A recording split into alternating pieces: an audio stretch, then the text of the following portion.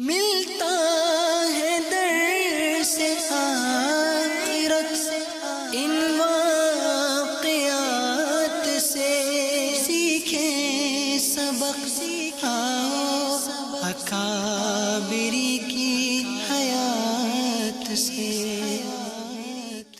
الحمدللہ رب العالمین والصلاة والسلام علی سید المرسلین، اما بعد فاعوذ باللہ من الشیطان الرجیم، بسم اللہ الرحمن الرحیم، الصلاة والسلام علیک یا رسول اللہ وعلی آلک واصحابک یا حبیب اللہ، الصلاة والسلام علیک یا نبی اللہ وعلی آلک واصحابک یا نور اللہ۔ پیارے اسلامی بھائیوں اور مدنی چینل کے ناظرین، پروگرام ہے ایک قصہ ایک سبق، اور آج ہم آپ کو ہاتھی والوں کا واقعہ بیان کریں گے جو کعبۃ اللہ شریف کو معاذ اللہ گرانے کی نیت سے آئے تھے لیکن خود تباہ و برباد ہو گئے۔ آئیے سب سے پہلے درود پاک کی فضیلت سنتے ہیں۔ اللہ پاک کے آخری نبی صلی اللہ علیہ وآلہ وصحبہ وسلم کا فرمان ہے، بے شک بروز قیامت لوگوں میں سے میرے قریب تر وہ ہوگا جو مجھ پر سب سے زیادہ درود بھیجے۔ صلو علی الحبیب صلی اللہ علی محمد صلی اللہ علیہ وآلہ وصحبہ وسلم۔ ہاتھی والوں کا واقعہ۔ ابرہہ نامی ایک شخص کو حبشہ کے بادشاہ نے یمن کا گورنر بنایا۔ اس نے وہاں دیکھا کہ لوگ حج کے ایام میں مکۃ المکرمہ جاتے ہیں۔ اس نے پوچھا کہ یہ لوگ وہاں کیا کرنے جاتے ہیں؟ اسے بتایا گیا کہ یہ لوگ وہاں موجود بیت اللہ شریف کا حج کرنے جاتے ہیں۔ اس نے پوچھا کہ بیت اللہ کیا ہے؟ بتایا گیا کہ پتھروں سے بنی ہوئی ایک عمارت ہے اور یہاں سے یمنی دھاری دار چادریں جاتی ہیں جو اس پر چڑھائی جاتی ہیں۔ اس نے قسم کھائی کہ میں اس سے بہتر عمارت بناؤں گا۔ پھر اس نے شہر صنعاء میں ایک بہت بڑا عبادت خانہ سفید، سرخ، سیاہ اور زرد سنگ مرمر سے تعمیر کیا اور شاہ حبشہ کو لکھا کہ میں نے آپ کے لیے ایک بے نظیر عبادت خانہ بنوایا ہے۔ میں عرب کے لوگوں کو مجبور کروں گا کہ آئندہ خانہ کعبہ کو چھوڑ کر یہیں حج و طواف کیا کریں۔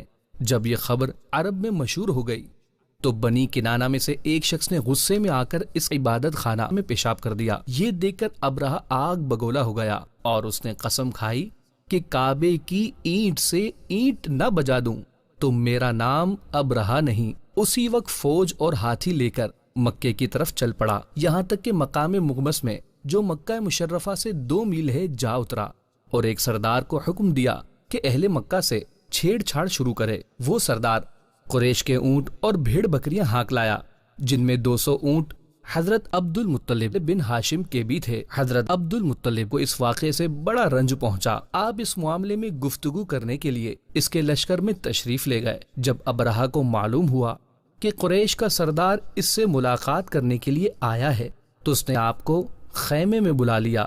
جب حضرت عبد المطلب کو دیکھا کہ ایک بلند قامت، روبدار اور نہایت ہی حسین و جمیل آدمی ہے جن کی پیشانی پر نور نبوت کا جاہ و جلال چمک رہا ہے، تو صورت دیکھتے ہی ابرہہ مرعوب ہو گیا۔ بے اختیار تخت شاہی سے اتر کر آپ کی تعظیم و تکریم کے لیے کھڑا ہو گیا اور اپنے برابر بٹھا کر دریافت کیا کہ کہیے سردار قریش، یہاں آپ کی تشریف آوری کا کیا مقصد ہے؟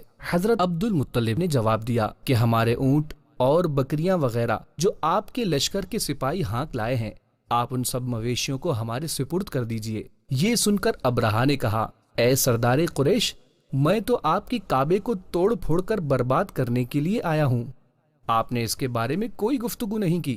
حضرت عبد المطلب نے کہا کہ مجھے تو اپنے اونٹوں سے مطلب ہے، کعبہ میرا گھر نہیں ہے بلکہ وہ خدا کا گھر ہے، وہ خود اپنے گھر کو بچا لے گا۔ یہ سن کر ابرہہ اپنے فرعونی لہجے میں کہنے لگا، اے سردار مکہ، سن لیجئے، میں کعبے کو گرا کر اس کی اینٹ سے اینٹ بجا دوں گا اور روئے زمین میں اس کا نام و نشان مٹا دوں گا، کیونکہ مکے والوں نے میرے عبادت خانے کی بڑی بے حرمتی کی ہے۔ حضرت عبد المطلب نے فرمایا کہ پھر آپ جانے اور خدا جانے میں آپ سے سفارش کرنے والا کون؟ اس گفتگو کے بعد ابرہہ نے تمام جانوروں کو واپس کر دینے کا حکم دے دیا۔ حضرت عبد المطلب تمام اونٹوں اور بکریوں کو ساتھ لے کر اپنے گھر چلے آئے اور مکے والوں سے فرمایا کہ تم لوگ اپنے اپنے مال مویشیوں کو لے کر مکے سے باہر نکل جاؤ اور پہاڑوں کی چوٹیوں پر چڑھ کر اور دروں میں چھپ کر پناہ لو۔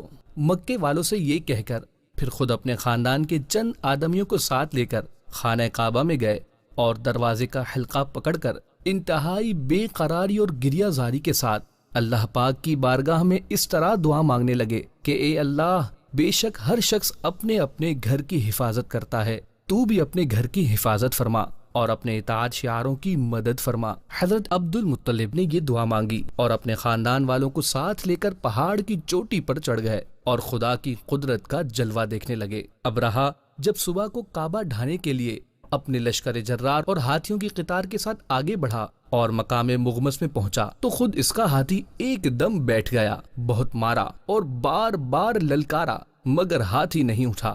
اسی حال میں قہر الہی ابابیلوں کی شکل میں نمودار ہوا اور ننھے ننھے پرندے جھنڈ کے جھنڈ، جن کی چونچ اور پنجوں میں 3 کنکریاں تھیں، سمندر کی جانب سے حرم کعبہ کی طرف آنے لگے۔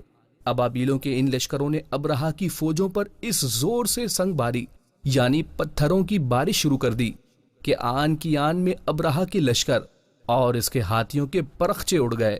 جب کوئی کنکری کسی ہاتھی سوار کے سر پر پڑتی تھی تو وہ اس آدمی کے بدن کو چھیدتی ہوئی ہاتھی کے بدن سے پار ہو جاتی تھی۔ ابرہہ کی فوج کا ایک آدمی بھی زندہ نہیں بچا اور سب کے سب ابرہہ اور اس کے ہاتھیوں سمیت اس طرح ہلاک و برباد ہو گئے کہ ان کے جسموں کی بوٹیاں ٹکڑے ٹکڑے ہو کر زمین پر بکھر گئیں۔ جب ابرہہ اور اس کے لشکروں کا یہ انجام ہوا تو حضرت عبد المطلب پہاڑ سے نیچے اترے اور خدا کا شکر ادا کیا۔ ان کی اس کرامت کا دور دور تک چرچا ہو گیا اور تمام اہل عرب ان کو ایک خدا رسیدہ بزرگ کی حیثیت سے قابل احترام سمجھنے لگے۔ پیارے اسلامی بھائیوں، آپ جانتے ہیں یہ حضرت عبد المطلب کون تھے؟ یہ ہمارے پیارے آقا صلی اللہ علیہ وآلہ وصحبہ وسلم کے دادا جان تھے۔ اس واقعے سے کعبۃ اللہ شریف کی عظمت بھی ظاہر ہوئی کہ اللہ پاک نے خود اس کی حفاظت کا انتظام فرمایا۔ جو لوگ کعبۃ اللہ شریف کو تباہ کرنے کے ارادے سے آئے تھے، اللہ پاک نے انہیں تباہ و برباد کر دیا اور عبرت کا نشان بنا دیا۔